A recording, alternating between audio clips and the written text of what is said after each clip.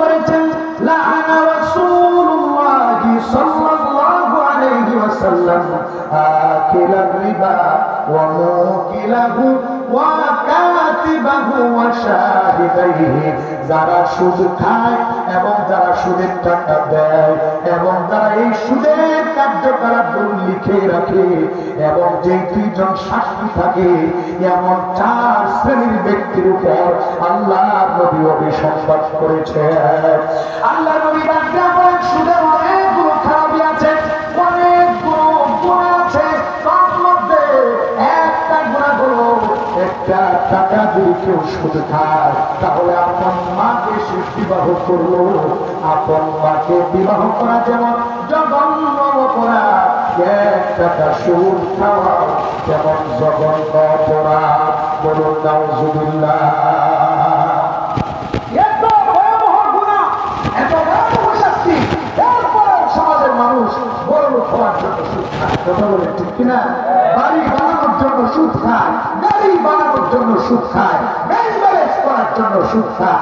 এখন তো ঢাকা শহরগুলোতে সুদ ছাড়া কিছুই নাই। বাড়ি করতে গেলে ব্যাংক থেকে সুদের টাকা উঠাইতে হয়। অধিকাংশ বাড়িওয়ালারা ব্যাংক থেকে লোন নিয়ে সুদের ভিত্তিতে তারা বাড়ি করেছে। এখন সুদের টাকা দিতে দিতে জীবন শেষ। কথা বলে তো গুনার মধ্যে একটা বড় গুনাহ হলো সুদ। এই সুদ ভয়াবহ একটা জিনিস, ভয়াবহ একটা অপরাধ। এই অপরাধ করলে মানুষের ঈমানের নূর নষ্ট হয়ে যায়, মানুষের মধ্যে কৃষ্ণ ফুজরি চলে আসে, তার ইবাদত করতে মনে চায় না, তার ইবাদতের নূর নষ্ট হয়ে যায়। তেমনি ভাবে আরেকটা অপরাধ হলো জিনা। এই জিনাও দিন দিন বৃদ্ধি পাচ্ছে। কবিরা গুনাহ সমূহের মধ্যে অন্যতম আরেকটি গুনাহ হলো জিনা ব্যভিচার করা। আজকে এই গুনাহগুলো দিন দিন বৃদ্ধি পাচ্ছে, বন্ধ করার মতো কেউ নাই। ঢাকা শহরে কেউ কষ্ট নেবেন না, লজ্জার বিষয় না বলতে হবে। আজকে মাদ্রাসার মধ্যে তল্লাশি করার দুঃসাহস দেখানো হয়। আজকে রাস্তাঘাটে আলেমদেরকে দেখলে জঙ্গি বলা হয়। আর রাস্তাঘাটে নর্তকীরা ওপেনলি ঘোরাফেরা করছে, নর্তকীরা প্রতিবাদ ওপেনলি সাংবাদিক সম্মেলন করে তারা প্রতিবাদের লাইসেন্স দাবি করছে, জিনা ব্যভিচারের লাইসেন্স দাবি করছে। সমকামিতাকে প্রমোট করার জন্য সাংবাদিক সম্মেলন করা হচ্ছে, ওইগুলোকে বন্ধ করা হচ্ছে না। আজকে আলেম ওলামাদেরকে রাজপথে দেখলে ওই সমস্ত নাস্তিকদেরকে এলার্জি শুরু হয়ে যায়। কথা বলুন ঠিক কিনা? আজকে শুনেন,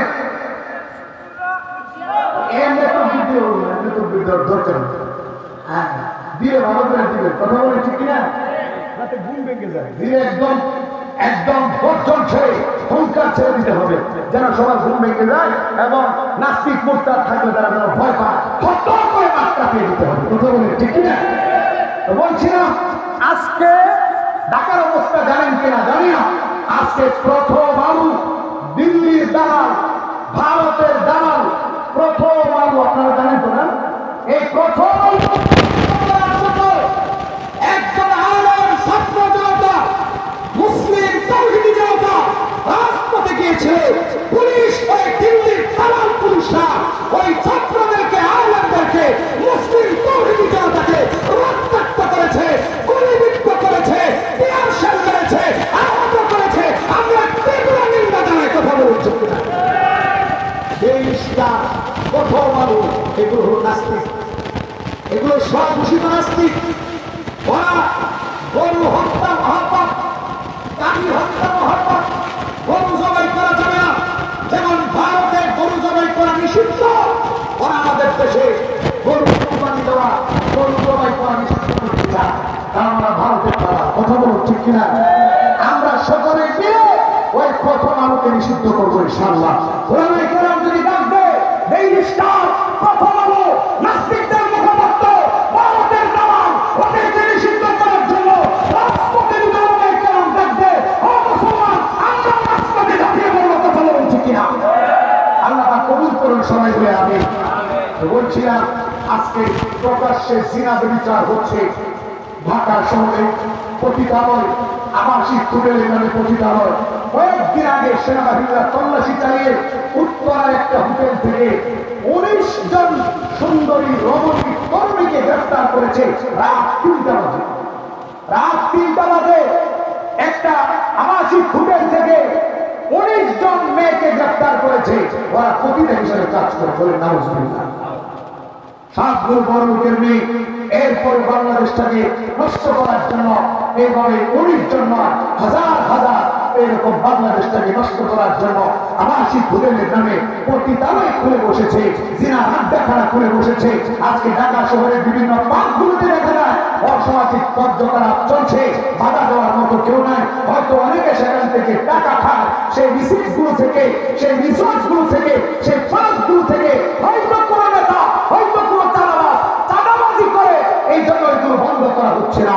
আমরা চাই বাংলাদেশের সবগুলো বেহায়াপনার জায়গাগুলো, নির্লজ্জতার জায়গাগুলো, অসামাজিক কর্মকাণ্ড যে জায়গাগুলোতে হয় ওইগুলো বন্ধ করে দেওয়া হোক। কথা বলুন ঠিক ঠিক। যুব সমাজের চরিত্র নষ্ট করছে এরা। জিনা ব্যভিচার আরেকটা ভয়াবহ গুনার নাম হলো জিনা ব্যভিচার। জিনা এত ভয়াবহ অপরাধ, আল্লাহর নবী ডাক দিয়ে বলেন, লা ইয়াজনি যানি হিনা ইয়াজনি ওয়া হুয়া মুমিন। জিনাকারী যখন জিনা করে তার ঈমান থাকে না। আল্লাহর নবী বলেন, জিনাকারী জিনা করা অবস্থায় তার ঈমানের নূর চলে যায়। যতক্ষণ পর্যন্ত সে শাস্তি না পাবে, যতক্ষণ পর্যন্ত তার তাওবা আল্লাহর দরবারে কবুল না হবে, ততক্ষণ পর্যন্ত তার ঈমান তার কাছে ফিরে আসবে না, ঈমানের নূর তার কাছে ফিরে আসবে না। আল্লাহর নবীর জামানায় জিনা করলে আল্লাহর নবী যারা অবিবাহিত ছিলেন তাদেরকে 100 গ্রেফতার করতেন, আর যারা বিবাহিত ছিলেন তাদেরকে পাথর দিয়ে হত্যা করে ফেলতেন। এটাই ছিল আল্লাহর নবীর বিধান, এটাই ছিল কোরআনের বিধান।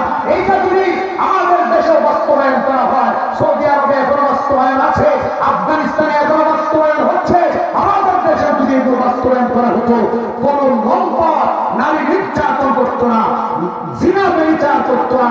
জিনা ব্যভিচার করলে 100 বার চিন্তা করতো। কথা বলি ঠিক কিনা? কিন্তু আমাদের দেশে এগুলো নাই। কোরআন আমাদের